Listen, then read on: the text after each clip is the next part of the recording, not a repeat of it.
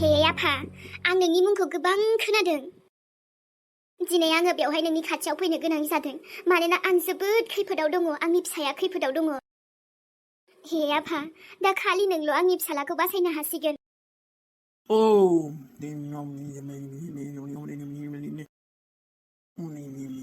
उफ बुं फिसा नोंनो दायो आंनिफ्राय मा मदद नांगौ आरो आं नोंनि बाथ्राखौ गासिबो नायनानै मोनजोबबाय फिसा नों दायो नोंनि फिसालानि जिउखौ लानानै गोबां टेनसन दङ आरो बे टेनसनानो जादों सासे हिनजाव औ आफा औ बेनो थार जाहोना आंनि बेयाव फैनायनि जाहोनाबो बे पाप्पिसुनि हिनजावानो आंनि फिसालाखौ नागारला आफा दायो नोङो गावनि फिसालानि थाखाय बे हिनजावखौ गोजान खालामनो थाखाय आंनि सेराव फैदों नङासै नंगौ आफा नंमारगौ नाथाय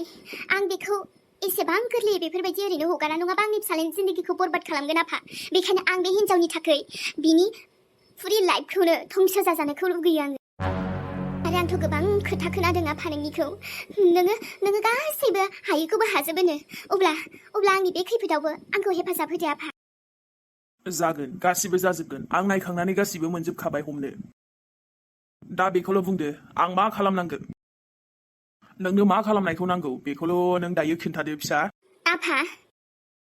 बे हिनजावनि मुङानो जादों थुनथुलि आरो बियो सासे हाबा जाखांखानायसोमोन दा फिसायजों गैलिया दा बेनो आंनि फिसालाखौ बमरायगासिनो आफा बेखायनो आं दायो आंनि फिसालानिफ्राय बेखौ एकदम गोजान खालामनो सानथारबाय बिनि जिउआव ओरैबायदि खैफोद हर आफा जेन बियो आंनि फिसालानिफ्रायबो गोजान जायो आरो बिनि जिउआबो धंस जालांथों अब्ला बिनि धंस जानायखौ नों लुगैयो औ आफा नाथाय आफा नों जेबो सिन्था खालामनाङा बेहाय आङो मोनसेबो खमि दोननो नागिरखायाखैमोन बेखायनो बिनि माबा मोनसे थुख्राबो लानानै फैखादों आङो जेन बेखौ आंनि बरबाद खालामनो साननाया फुरायैनो जाफुंथों आफा जेद्रादा थाथों मोनसेबो बेखायनो बिनि निसानिबो लानानै फैखाबाय आं नै बियो बे हिनजावनिनो थुनथुलिनिनो गस्लानि माने ब्लाउसखौ एसे थुख्रा लानानै फैखाबाय आं आफा मा मन्थर खालामनांगौ मा जादु खालामनांगौ जेखि खालामनांगौ आफा खालामजोबदो जायखि जाया बेयो बरबाद जानांगौ आंनि फिसालानिफ्राय गोजान जानांगौ बास बेखौल' आं दायो हास्थायो जेसेबां रां नांगोन बेखौ आङो होगोन आफा मोनसेबो खमि दोना राङाव जागोन फिसा नाथाय आंनि सेराव फैखांनानै बेफोरखौ खालामखांनानै नोङो फावसायनो मोननाय नङा नङाबा आं जे खालामगोन बिनि उल्थाबो जानो हागौ बेखौ गोसोआव लाखिखा बेखायनो जि खालामनांगोन मोजाङै सानै हयैनो खालामनांगोन आरो आंबो मालाबाबो फावसाया आफा आंथ' बे हिनजावनि बरबाद जानायखौनो लुगैखायो अब्ला जागोन नों आंनि सेराव फैबाय जेला नोंनि साननाया गासिबो जाफुंजोबगोन ओरैबायदि धंस खालाम आफा बेखौ जेन गाबबाबो बियो गवा बे जिनि थुख्राया ओरै लाबो आंनो न' आफा एबारनिफ्राय बिनि जिउआव उल्था साननायासो जासिगोन आरो बियो माब्लाबाबो बेखौ मिन्थिनाय नङा जे बिनि जिउआव मानो बेफोरबायदि गन्दगला जागोन बेखौबो साननो हानाय नङा जे बिनि जिउआव मा खैफोद फैगोन आरो अब्लासो आं गोजोन मोनगोन बिनि जिउआव दुखु खैफोद फैब्लासो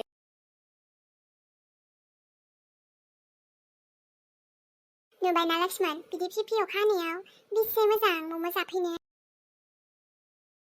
आंहा बेफोरजों जेबो सोमोन्दो गैयालै अखा हानाय अखा हायि आरो आं बाहेरायाव गोसोबा मालाबा जाफैयो आरो बांद्राय फैखाया आरोना बाहेरानि बुस्थु जानो बायोलां आंहा गावनो सावखायो नालाय बेखायनो जेबो मोनला बाहेरानिबाबो माने जाजायो आरोना बेफोरखौ बांद्रायल' जानाङा आरो एसे मिडियामनि जानांगौ जोंहा नानिबो ओमफ्राय आयंनोबो लांफानोसै ने आइया जानाय नङागोनलै अखाफोर मम'खौ बारा जानो बायो बियो रल लांफानोसै बेनो अमलेट रलखौ जायो बियो दे जागोन बिदिबाबो माखौ मोजां मोनो बेखौथ' नोंसो बांसिन मिन्थिसिगोन दे मम'खौथ' जाखांखाबायानो आरो माबाफोर जाबावनो चिकेन माबाफोर फ्राइफोर ड्राइ फ्राइफोर हे जाथ'लादां आङो साहा लोंसै बास जाबाय आरो न'आव लोंबा बाहेरानिखौ लोंनो लुबैखायोहे आंना अ दे मोजां ओमफ्राय ना लक्ष्मण नोंजों दिनै बेरायनो फैनो मोननानै जा मोजां नांखाबाय आङो न'आव एसे बोरैबा बरिं मोनस्रादोंमोन ओमफ्राय दा बाहेरायाव फैनानै खर'बो एसे सादोंमोन ना बेफोरबो गैस्राला आंना खारजोब्बायलै दे आरोलाय माथोबाव मोजां मोनदों आंबो दसे ओरैनो बेरायखानांगौ मालाबा बेलासियावबो गावहा ओमफ्राय माने आंजों बिदि बेरायफेरनो मोनाखैना बारा ओमफ्राय दिनै जा मोजां मोनदोंना बेरायनो फैनानै जोंहा मानो मोजां मोना जानोब्रा मोजाङानो बोथोराबो एसे गुसु जाहांबायलै ने शिलंनि बायदि गुसु गुसु जाबाय थानायमोनबाथ' जा बरिया जागौमोनहाय जोंनाबो आच्छा होमबालाय माथो बेरायनो थाङा नोंलाय लोगोफोरजों एसे थांब्लानो जायोना बेरायनो अबाव आरो लक्ष्मण देनांसो फिसाइजों बेरायनो थांसै आङो दालाय बहा बेरायबावनो फैसाफ्राबो जायाना जोंफोरना आरो एसेबां थाखा फैसा गैजाया जोङो नाथाय फैसा थाबाना गासिबो पसिबल जायो लाइफआव गासिबो माने गासिबो आरोना नोङो बेरायनो गोसोबाबो थांनो हायो जेराव गोसो बेयावनो थाखा थायोब्ला मा जाया देनाय गासिबो जाजोबखायो नंगौथ' आरोलै थाखाफ्राबो मेन ना लाइफआव ओमफ्राय मालाय फरेस्टनिबो साख्रि मोनसावदों नोंहालाय मानो जेरावबो होथाराखै नामा लक्ष्मण इन्टारभिउफोर नोंबो मोननो हानायथ' मायावबा नङा मायावबा ट्राइ खालामबाय थानांगौ ना बबाव मोनोब्रा जोंफ्रालाय मालाय जाय मोननायासो मोननाय मोनियाथ' मा बुंबावनो आरोना आङो होलाबायालै बारा इन्टारभिउफोर बायो आङो साख्रिफोर जाथांबायोबा बेसे मोजां जागौ नोंहाबो माने समायोनोथ' नोंखौबो साख्रि मावब्ला एकदम आर्मियावबो समायगोन खोमालै नोंखौ नंगौना बोरैबा गावख्रुबग्रा नुखायो नामा आंखो बिदि नङा माने मानसिनि गोजौ साइज मानसिनि माबाखौ नायनानै आरोना बेफोरबायदि समायगोन बायदि मोनो आङो ओरैनोथ' बाखि गासिबो जबानो मोजाङा नाथाय मोजांबालाय मा जानो खाफालाव थायोबासो मोनमारो दा खाफालाव थायाबा बहा मोननोब्रा अखाफोर हाजारखि नोङो एकदम मा होनोमोनलाय खस्थ' खालाम हाजारखि नोङो जेखि नाजाया मानो आरोना जायिया जाखायालै जानाया मालाय जाबाय आरो जाबाबो ओरैबायदि माखासे सिंनि बाथ्रा थायो आरोना अखाफोर बेफोरबायदिनोलै नंनायालाय नंगौ थेवबो नाजानायखौ गारनाङा मिन्थिबायना नाजाबायानो थानांगौ नाथाय आंहा साख्रिनि फारसे गोसोआनो गैलालै आङो बिजनेससो मावनानै जागोन साख्रियाल'थ' माने मानसिखौ माबानो हायाना बिजनेसआबो गोबां माबा जायोथ' लाब जायोना सोलिनो हायोबा आरो आइडिया थायोब्ला बेखायनो समाव सम साख्रिखौबो होसोनांगौ समाव सम नोङो बिजनेसबो मावनो ट्राइ खालामनांगौ जेरावबो माने ट्राइ खालामजोबनांगौ आरो ना माने नोङो उन जानानै थानाङा आरो जेरावबो नाजाबाथ' जेरावबो गोसो होथाबनानै नाजायोब्लालाय मोनखागोन नोंलाय माथो ट्राइ खालामाखै बाव आरो लक्ष्मण आंलाय बेफोराव जोंहा न'खरावनो सोलिनो खस्थ' आरोबा बेयाव जायालै आंना फरायनायाबो कमप्लिट जाजोबखायाखैना अब्लाबो नांला दे हाब अखाया बारा हाबाथ' जारला जागोन ना जोंथ' साथाबो लाबाखै औ एसे बोरैबा बारा जाबाथ' दिगदार जागोन थेवबो जेबो नङा अखाखौ बांद्राय हाद्रायबा दसे थाथ'नानै थांसैब्रा आंथ' ओंखामखौनो जानो हानाय नंलादां अब्लाबो दा एसे जाफानोसै आयंमोनजों जागोन दे दिनैलाय माथो थुनथुलिया फनखौनो हरथाराखैब्रा आंनो हरनोसै नामाथाय ना दायो न'आव थांना हरसैथाय हरनोबो गोसो जादों बिनि फनबो फैथाराखैना सानसे रायलायनो मोनाबा बोरैबा नाङो माथो रायलायबाय थादावग्राना बेखायनो लाखि नोङो बेहाय औ भाइ मोनसे खामानि दंमोन सोरबा सिनायनाय लोगो मोनदों नामा लक्ष्मण जों एसे प्राइभेट खोथा रायलायनि अखाबो नों प्लिज दसे दे दे जागोन आं बैयाव थानोसै होमबालाय नोंसोर रायलायथ'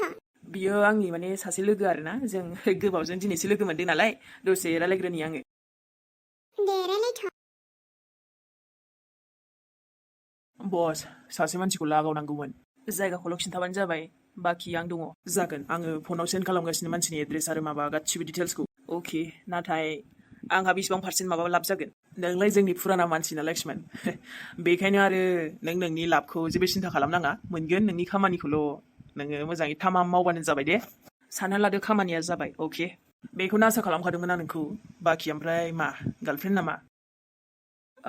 नङा न'नि मानसि आरोना लोगो दे इन्जय नाथाय खामानिनि टाइमाव खामानिखौ मावबानो जाबाय लक्ष्मण आङो जेबो न' खोनासङा आङो आरे बा आंहाथ' लाबानो जागोनबालाय जेबो नङा बेलाय आंनि फुराना खामानिखाना लक्ष्मण फैसासो फैनो नागिरदों फैसाया मानसिनाव थाबाय थाखाया आरो दा जेबो खामानिबो गैथ'वा दा आंहा फुराना खामानिखौथ' गारनो सानबायमोन नाथाय नै फैलायबायना दा आं मानाबोथ' खालामनो हाथ'ला मावनोसै आरो आंनि नांगौखिनि बाहागोखौ मोनबानो जाबाय दे आङो हाबाब दिनैसो फैनो रोंथारबाय आरो बियो हा सम फैबानो जायो आंहाथ' थांनायानो सोलाबथारा नै खामानिफोरानो गोसोखाङोहाय आंहाबो ओमफ्राय फैनोनो जायाबा फैनांगौ आरोहाय आंहा सोलाबाबो नोंहाबो सोलाबा जाथारो नामा हा सानसेसो मालाबा सम बरनना फैबानो जायो उफाय गैयाहाय बाजै मा खालामनो बिदिनो मालाबा जाथारा आरो दिरुनबाबो दा माबा बिहामजो दंफैयोना बेखायनोसो बाखि गासिबो न'आव मोजां दं गासिबो मोजाङै बिदिनो इसोरनि अननायाव गेजेरावनो दङ मोजांद्रायबो नङा गाज्रिद्रायबो नङा मोजांसो जाखानांगौहाय बाजै मानोथो गाज्रि जाबायबायनोसै आंनाबो सोंनायानो जाखायाखैहाय दे खबर सोंनायालाय मा जाबायनोसै ओमफ्राय जोंहा रानि थुनथुलिया दङ बिदिनो बिमाजों दंसाबो साख्रियाबो जायासैना खनसे गोमानायनिफ्रायनो आरो दावराव दावसिखौथ' मा बुंबावनोहाय आगै माथो खालामबावनो ओमफ्राय नै मोनसे खोथा बेफोरबायदि दा हौवाजों गारलायनाय दिभर्स जाखानायखौ समाजाबो एसे बोरैबा होनो माने बिमा न'आव थाबाय थाब्लाबो दा माथो खालामनो सानखो नोंलाय माथो खालाम माने हा बिमाजों थानायखौलाय मा हा सोर मा बुङो बुंथोंहाय जेबो साना आङो आंनि न'आवसो दं दा हाय बाजै सिख्लाबा मोनसे खोथा हा हाबा जानाय मोनसे नाम मोननानै दा हौवाजों गारलायनाय मोनसे नाम मोनबावबाय बेखायनो फिसाजोखौबो एसे साननो गोनां जायोना दा दस्रा सोरबा लांनाय मोनोब्ला हरफिननो हाबा मोजां मोनो आरोहाय बेनाबो जिउआ जेबोआनो जाथाराखै फैदों बेवहाय आंखौसो बेहाय रायखोमानो नामा बेलाय आनियालाय नै बुजिदों दा बाजै माने सोरबा मोजां मोनोब्ला थाब हरफिननो नाजादो नाङाहाय आं आंनि फिसाजोखौ जानला मानलानो हरथारला आरो आं बुंबायना सोर मा बुङो बुंथों नोंबो नै बैसिनि जुबानिसो बुंलायबाय आरो जेरै मानसिफोरा बुङो आंखो आं जेबो नांजाया आंनि फिसाजोआ आंजोंसो दं आंसो जाहोदों आंनियावसो थादों आंनि न'आवसो थादों आंनिनो फिसा सोरहा सोर मा बुंनो बेबायदि मोन्थाय दं दिनै आंनि फिसाजोनि लाइफ आंहाबो साननो माने आंहाबो सानोना औ नंगौ बाजै थेवबो बुंबाय आरो आंनिबो फिसाजो बायदि नालाय जेसेबां थायो थाथों आंनि फिसाया आंनि न'आवनो जेबो नङा मालाय गाव गोसो जायागौ माने आं जेबो बुङा आरो रावनोबो हरथाराहाय बेबायदि गाव मालाय देनां सोरजोंबा मिलायनाय इसोरनि अननायाव मिलायनाय मोनफिनबा मालाय जराया जानांगौबा जाखागोन माबा दिभर्स जादों होननानै सोरजोंबा दस्राजोंथ' खारफिनाखै आंनि फिसाया माबा गाज्रि खामानियावथ' थाङाखै आंजों दं बिमाजों दं ओरैनो मावै दाङै जागासिनो मोनजाबा जों जादों मोनजायाबा जों थादों हा बेखौलाय सोरहा मा मेगन सानांगौ मा दरखार जाखानांगौसै दे बाजै मोजांबाथ' मोजांसै थेवबो फिसाजोखौ एसे बिलाइ हरफिननो हाबा मोजांमोन आरोहाय हाबा जानायाल' जाथारनांगौ बे नङाब्रा नै आंनि गोसो आंनि मर्जि बियो आं हाबा जानो गोसोबा जाफिनगोन जानो गोसो गैयाबा थागोन बोरै जासे थागोन आं जेबो नङा माथो नांजानो बेथ' आंनिसो लाइफ आंनि लाइफआव रावहाबो बिदि पावार गैया आरो जि खस्थ' मोननांगौ आं आंनि फार्स्ट हाबायाव मोनखाबाय नालाय दा आरो आं दस्राखौ एसेबां दानो एक्सेप्ट खालामनो गोसो गैथ'आ आरोना माबा माबि जाथायफोरखौ औ आरोहाय ने आइ बेखौनो बुंनो मोना आंनो मानिखौबो ओमफ्राय आनै फैदों दे फैदों मोजाङानो जादों ओमफ्राय आंखौ बेफोरबायदि बुंबाय थाना दे नों दस्रा खोथाबोथ' आं रायलायनो दे जागोन आनै ओइ आंबोथ' सानोना नोंनि बिमानै नोंखौबो सिन्था जालायलाङो बेखायसो बुंदों आंनो माखौबो जाबायसो दे आनै जियानो जा दस्रा खोथाबोथ' दंना सावरायनो दिनैसो फैदो मा आंनि खोथा हाबानि खोथा बिलाय बेफोरखौ बाद हो दे जागोन दे आनै नों जेला गोसो देनां आंनोबो खिन्थाबानो जाबाय बावनाङा हले ओमफ्राय नै बाजै आंनि बेवाइनि फिसालाया जब मोनबाय मालाय आयु हा होमबालाय बेथ' मोजांसो बाथ्रा बा नै कंग्राचुलेसन्सलै मालाय औ नानि हा नोंहालाय दस्रायाव बिदि ट्राइ खालामफिनाखै मालायखौथ' मोनसावदोंनो ओमफ्राय मा फैसानि माबाफोर लेनदेनजोंसो मोनलाबायनाय नामाब्रा बिदिबा खुनु लाब गैयालै आनै आयु हा बेखौ बेफोरबायदि नङाहाय मा नङाब्लाथ' मोजां दे कंग्राचुलेसन्स बयबो बिदिनो मोननांगौ जबखौ गाव गावनि मेहनतजों गाव गावनि नाजानायजों होमबालाय बयबो खुसि नाथाय एसे बेलेग बेलेगबो खोनालाय लाङोना मालाबा बेखायनो बुंदां हा जायो खोमा आरोहाय आं बिजोंलाय बेफोरखौ मा मोनथिबायनोसै जायखिजाया जोंहा मोनबाय आरो बेवाइनि फिसालाया दे होमबा पार्टि जालांदो आनै बरियाखेनो मोनदोंबाथ' खुसिनि बाथ्रा ना बियो जब मोननांगौ गाव गावनि आथिङाव गसंनो हाखानांगौ बेखायनो जोंहा थेख्ला आजाखौबो बुंबाय थाखायो आं हेलौ लोगोफोर मा खबर नै दिनैसो थुनथुलिया खावब्लि नुजाफैलायबाय ओमफ्रायो दिनैनि भिडिअखौ बेखिनियावनो दोनथ'नोसै दे सनाफोर दे बाखि नेक्स्ट भिडिअजों जों नुजाफैसिगोनलाय दिनै बयनिसिमबो लाभ इउ बाय बाय दे बेखिनियावनो भिडिअआ एसे गुसुं जाबाय अब्लाबो नोंथांमोना बेखौनो नायलांथ'दोलाय सनामोन